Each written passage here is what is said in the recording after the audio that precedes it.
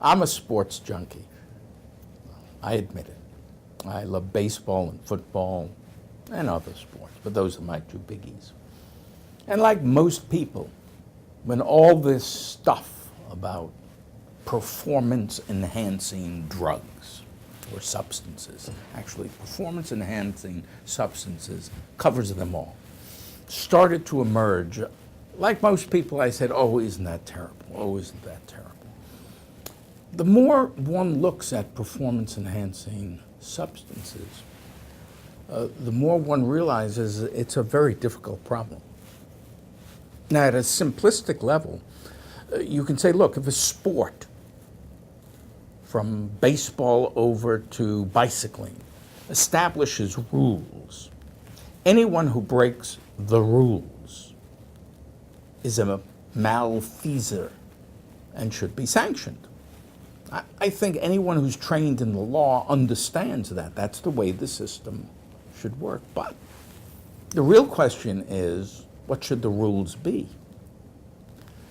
And different sports have reacted differently. I mean, the bike people are nuts about this. Maybe they should be. Baseball, at the other end, has been, until quite recently, very relaxed, very, maybe it's simply the power of the labor union in baseball. But when you look at performance-enhancing substances, you've got an autonomy question, freedom of the individual. Leave the rules to one side. Just ask yourself, what should the rules be? Look, it's my body. It's my body. Why can't I take into my body that which I want to? Isn't this a free country? Don't I have autonomy? If I believe I want my life to be as the best sports figure I can be, even if it may shorten my life, don't I have the right to choose that? That's a question. It's a fundamental question about freedom of the individual. Secondly, what is a performance-enhancing substance? We understand steroids, whatever they are, right? But how about milk?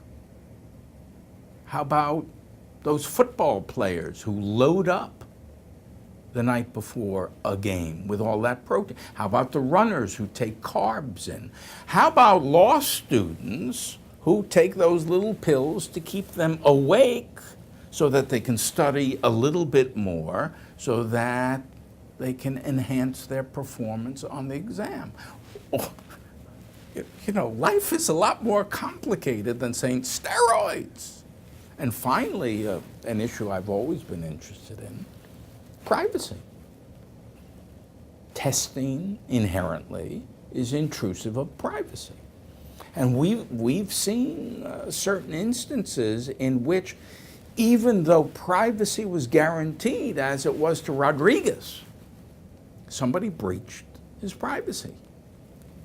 How much privacy is a sports figure entitled to? And how do you guarantee him or her that privacy? So I come away from all this sort of scratching my head saying, boy, this is very, very difficult stuff. And I think it's a subject that will be with us for a long, long time, because the science of enhancing substances just becomes more and more sophisticated, constantly moving ahead of the testing.